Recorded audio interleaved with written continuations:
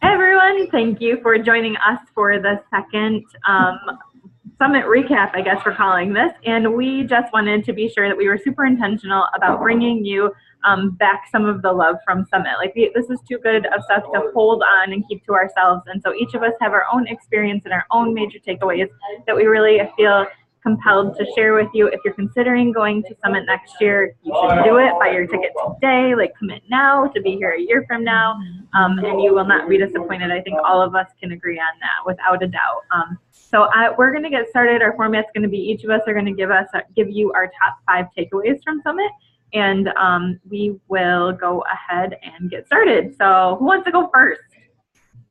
I'll go first. Okay, you go. I was Silver Track C, in case that matters to anybody else who is listening to this. So my first takeaway was consistency. I think every single speaker, whether it was in a breakout session or in a general session or a celebration, I feel like every single person who spoke drove that point home. Number 2 takeaway, believe in you and this opportunity, which ties right into my 3rd takeaway. Think about your life without Beachbody.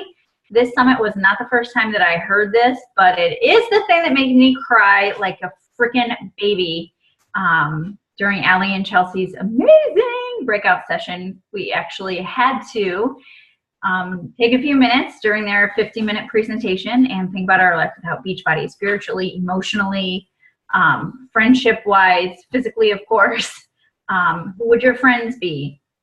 Shay Stanford did a national wake-up call about that same premise a couple years ago, and I cried during that call too. And then we had to stand up and face the person next to us and tell them what we wrote. So I had to turn and face to Jessica, and Jessica was the first thing on my list, because if I didn't have Beachbody, I would not have Jessica in my life. Same goes for all the ladies sharing on this call. Beachbody is the sole thing that has brought them into my life, and I know it's true for all the others as well. None of us would know each other if it weren't for Beachbody. So yeah, I'm a people. I love people. They matter to me. So that, yeah, that was a biggie for sure. Number 4, learn and apply immediately. Even if you fall on your face the first 10 times, that's totally okay. It's called learning. That's my 5th. It's not failing, it's learning. It's progress. It's an experiment. You're figuring out, okay, that's how that went. Let's try again. Let's tweak and try again. Good, I'm out.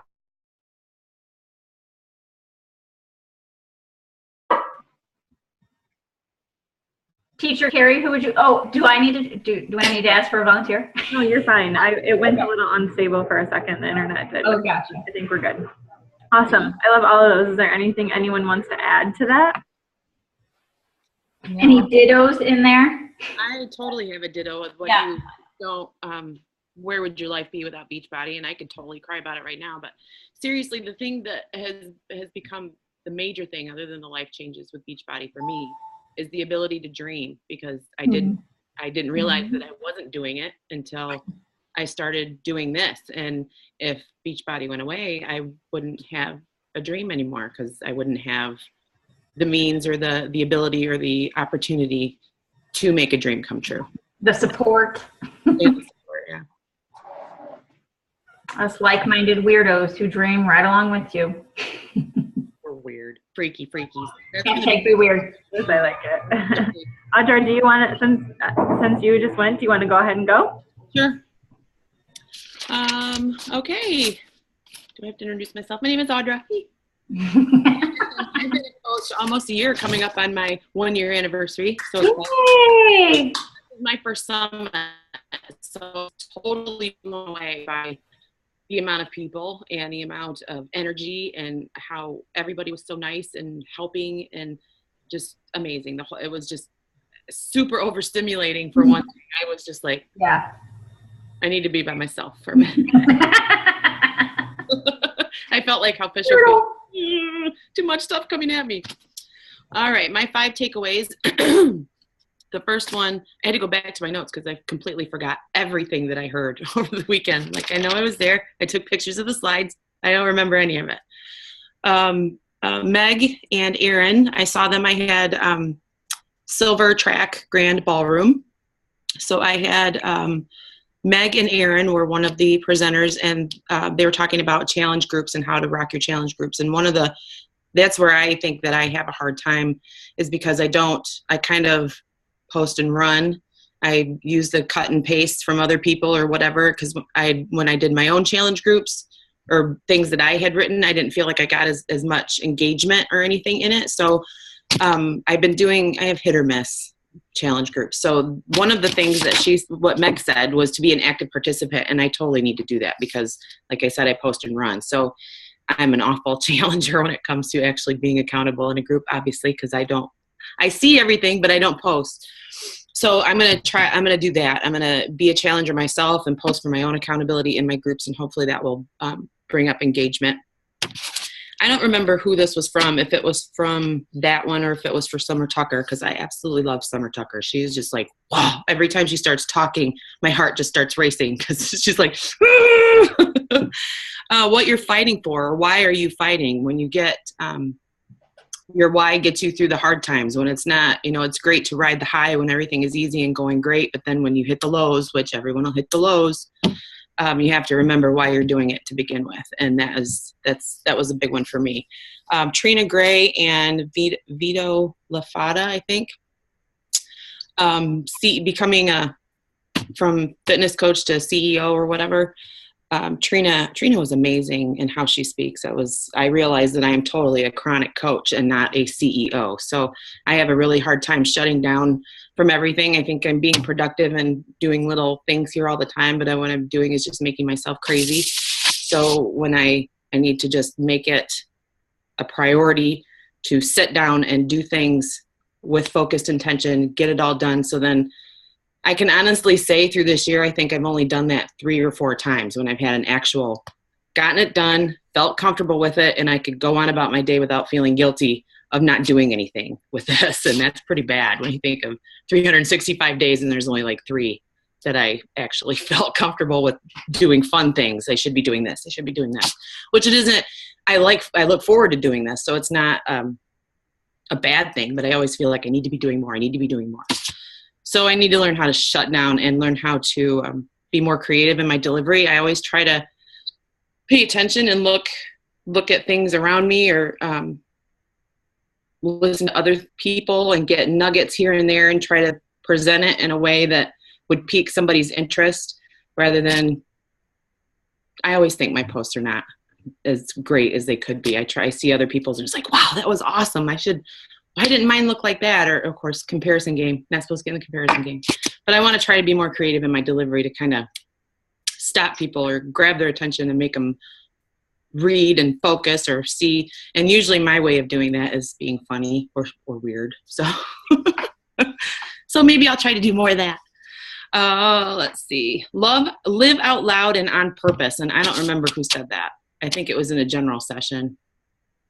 I don't remember who said anything, but totally living out loud and living on purpose with intention and unapologetically. That was a big thing. Everybody always says, be unapologetically you.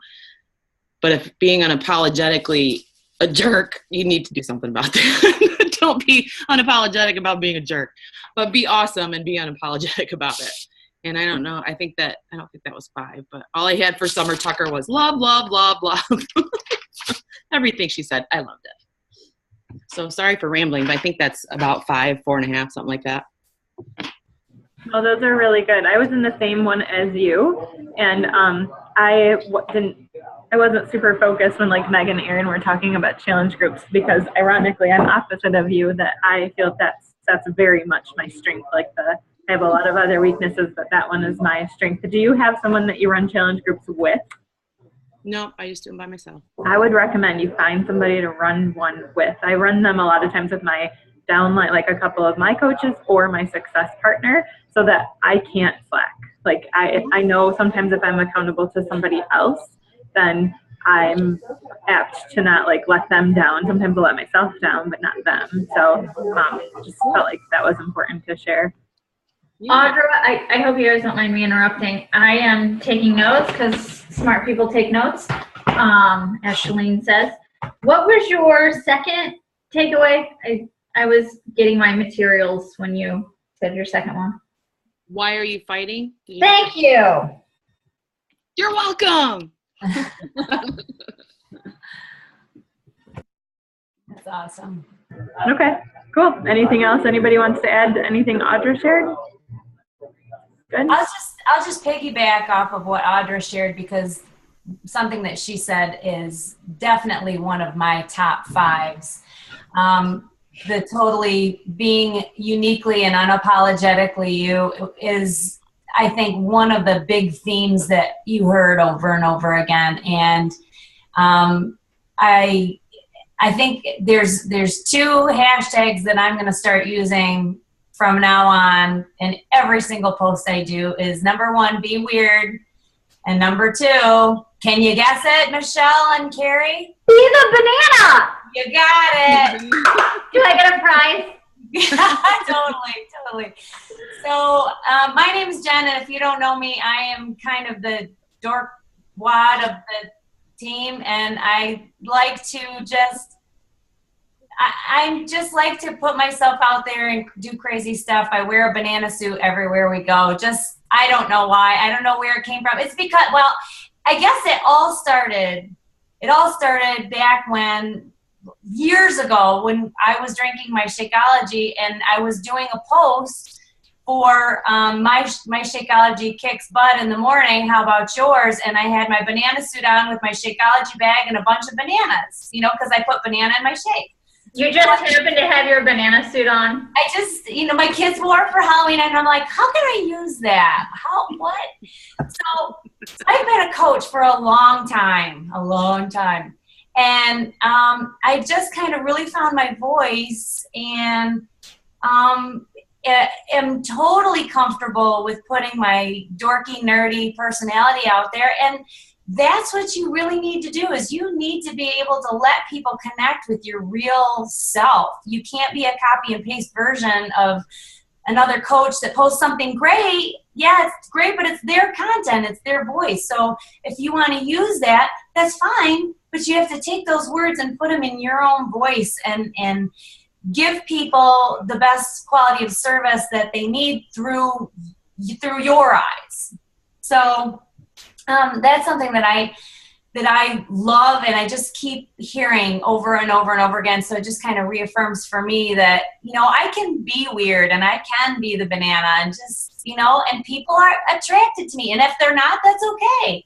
That's totally okay. If they, are like, no, that's too off the wall, I can't relate to that. And that's fine. There's plenty of other coaches out there who will give them good service, and, they'll relate to you better. But going on to the next topic is your vibe attracts your top tribe is another huge topic that keeps reoccurring, and that goes right along with being uniquely you, because when you start creating your team, creating the people that you want to have around you, not just as your team, but as the people that you work with every day in your challenge groups, you want to have people that are like you. You want to have people that you can relate to, that have maybe some of the same hobbies, that have the same likes, and you just click.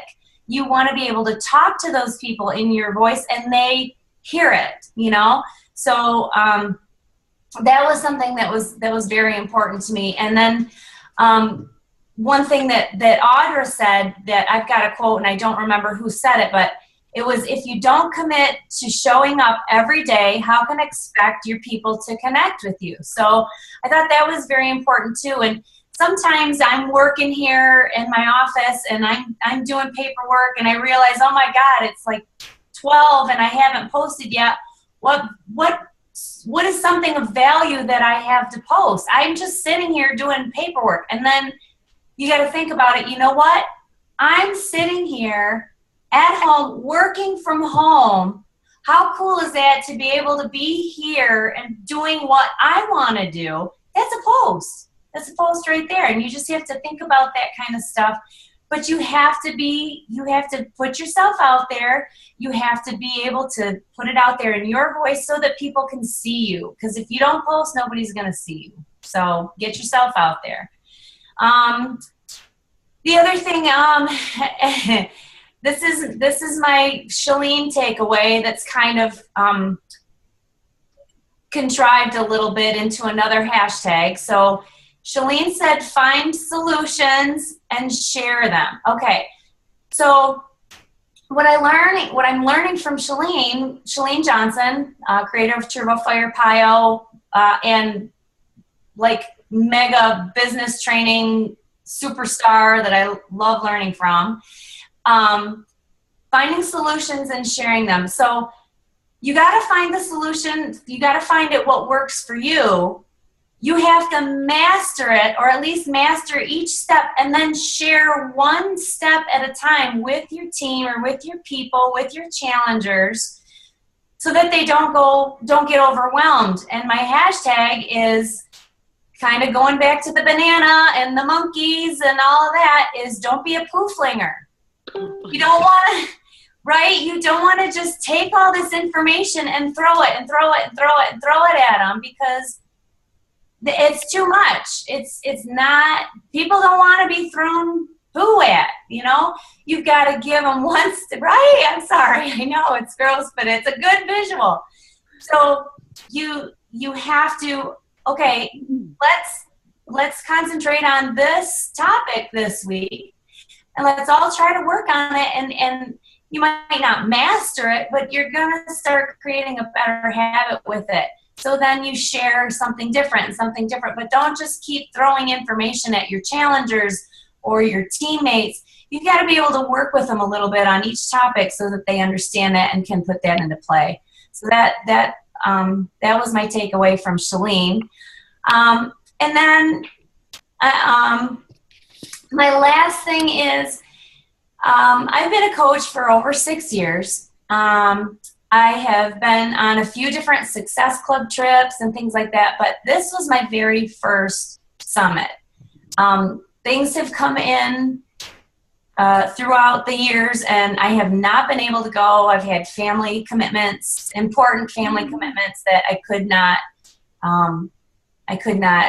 go get away from. So, and family is my number one priority. They are my why, and I honor them, and I know how important Summit is, and I will, from now on, make every point to get to Summit. But the one thing that I was so amazed is the vibe there. It is something that you'll never experience anywhere else. The motivation, the inspiration, and just the whole positive vibes that you get from being surrounded with all of the same like-minded people is incredible. It's like, I know some of you guys are very empathetic and very empathic and can really feel that energy. Even if you are not, you will feel it. You will absorb that, and just, it's so emotional. I mean, I can't even explain it into words how amazing it is. And being with your small teams that you see, like in a Zoom call like this once a week, if you're connecting, if you're on your team calls and you see these people and you get to know them. And my success partner I've known for 4 years, but have never hugged her in person. And that was amazing. So it's just those really personal connections when you can get together at an event like that with your team that's across the country that you can't see on Super Saturday. It's fantastic. So I would encourage everybody to, you know, unless it's a major family commitment that you can't get away from, everything else can wait. It really can. You need to get to this. You need to feel that connection to this company, to your team, and to the reason why you're doing what you do. And that's one of my biggest takeaways. I love that feeling, and I'm still riding it. So. Well done. I love all of that. Very well articulated too, Jen. That feeling is so important. That was one of the things I said on the call last night, that like that tangible feeling that all of us, we said this in the last call, I know all of you can feel it too. Like that I don't even know what it is. There's not really words but No. legit, that's all I got. So, cool. Can I add 2 things to that? Please. Thing 1, I'll just say 2 and that's it. You don't get it. hashtag don't be a poo flinger. Any reason to use the poo emoji is good with me.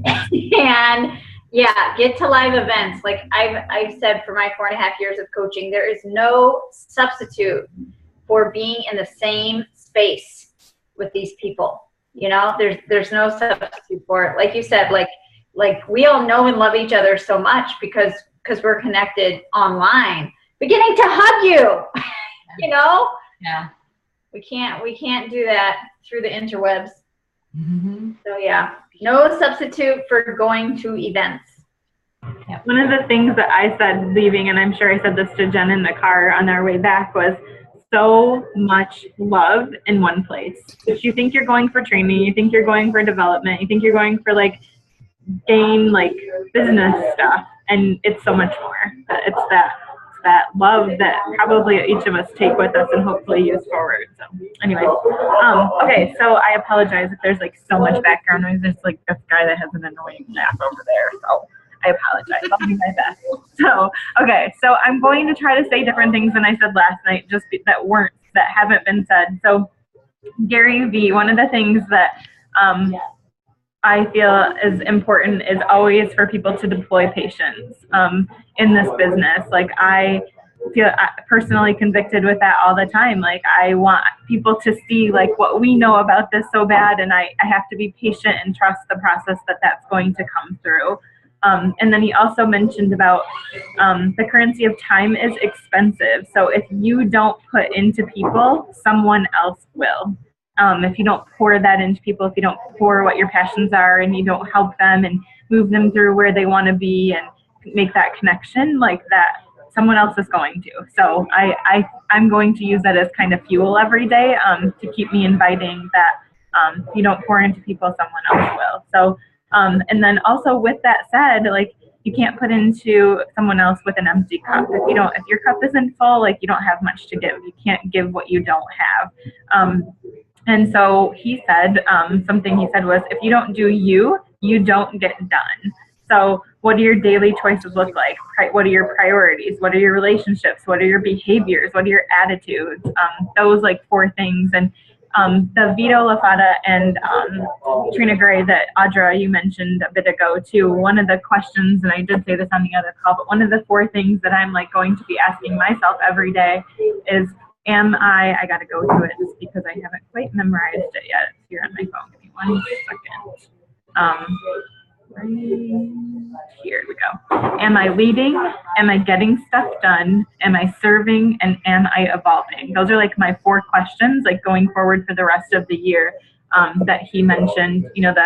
Some of the things like you converting yourself from a fitness coach to a CEO. Like, am I leading? Am I serving? Am I getting enough done? And am I evolving? And if I can ask myself or set my intention at the beginning of the day to make sure those are accomplished, and then at the end of the day kind of reflect and go, okay, how did I do on these and where can I do better tomorrow? That for me was kind of a turning point. Then I also want to acknowledge the 2 sisters. So I have to go there, babe. Let me turn my page a second. So Becky and Christina. What? Becky and Christina. Yeah, exactly. So Audra mentioned the don't forget to dream part. But one of the things that I also loved from that was like the lean in. That's where like the lean in really came from. Your mindset needs to remain constant, but to be able to do that, you have to feed your mind and strengthen your mindset consistently. So all of the things I just said before kind of are that leaning in process for me. You can't build a big business with a small mind. You have to dream. You got to go back to it, and then you got to lean into it. And then the other thing, probably, there's so many big takeaways, but this comes up for me every minute of every day, and which is leading with purpose from your heart.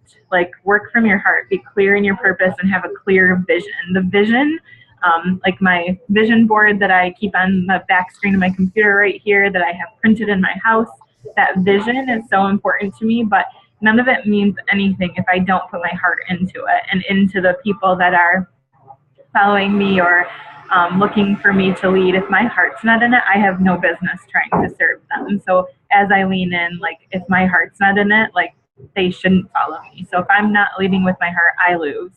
And that to me was super convicting, because that means everything to me when my heart is in it. And that's where passion comes from, I think. So, and I think that was kind of it for that. I wrote a couple of things down here in the back real quick. Make sure that I just covered those. Oh, the 5 freedoms that Vito mentioned, don't forget to sell the freedom, meaning, yeah, we have programs and products, but we're a people company. But also, like when you're taking your stuff to social media, the freedoms that we have, there were 5 of them, which are like people, location. Let me see if I can get back to it real quick. Yeah, here we go. Location, time, finances, people, and purpose. So in your social media, don't underestimate like a CEO sells the 5 freedoms. Like this is a mobile business, you can make it whatever you want. That's freedom, whatever that means to you in those 5 main things. And let's see, when you see a problem, stop and fix it. I feel like that was maybe Carl. Was that Carl? I think so, yeah. Yeah, that's an action step. Like if you see something, stop and fix it. And then I've shared this with Jen, but for anybody else I haven't shared it with, I had to stop following top coaches. Like I had to be done with that.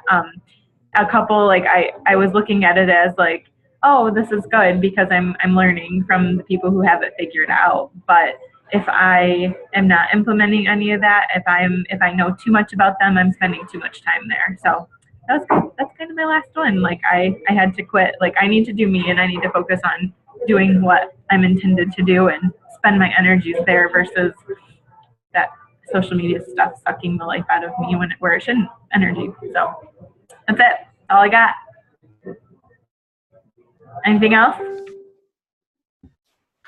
Awesome. I do have one thing. Oh, go ahead. No, you go. No, really, you. The whole, I've worked, I can't get this out, through personal development and stuff like that, thinking that, you just have to believe that something is going to happen, but believing and having faith that you're going to build your business is not what's going to build your business. I mean, the wish for it, work for it thing, I've had to make that shift because I know things are going to happen. Sit back and say, yep, this is going to someday, but I'm not doing anything about it. Nothing's going to happen. So not just wishing and believing and knowing that something is going to happen. You have to move forward to make that happen. That was, I don't know if I got this here, but I got it somewhere. I thought it was worthy of sharing. Implementation. Right. Implementation. Yeah. Oh my God. Drill it, drill it, drill it, drill it. Yep. Yep. Totally agree. And that whole belief part takes work also. Like you all have heard me say this before, and it came up on a team call with my team just earlier this week. But yeah, it takes work. Because yeah, I heard that for the longest time. Like, believe in yourself. I'm like, okay, but how? What do I do? And then I had to accept the work. You know what I mean? I had to accept that, okay, it will make a difference if I say and write positive affirmations. It will make a difference if I read a book. It will make a difference if I go to therapy. It will make a difference if I talk to myself in the mirror and feel like a total freakazoid the first time I do that. You know what I mean? So just being open to finding value in the work, in believing that, yes, that work does give results. The 4 vital behaviors are spot on. I don't care what anybody says. Like, sorry, like if you're not doing them, you're screwed. Like, might as well just do them. Like, because you'll grow as a person. And how do you lose that way? Like, if you're following them, like you're going to. I get it. I know why they're so important. Why they're called vital. Yeah. Yep. Okay, cool. I think we'll wrap it up there. Hang out, girls. I'm going to finish off the recording, and we'll then wrap it up. All right. Thank you so much who took the time to watch this. If you're still here, we want to see you at Summit next year because you should be there. All right. Thanks, guys. Have a good day. Bye.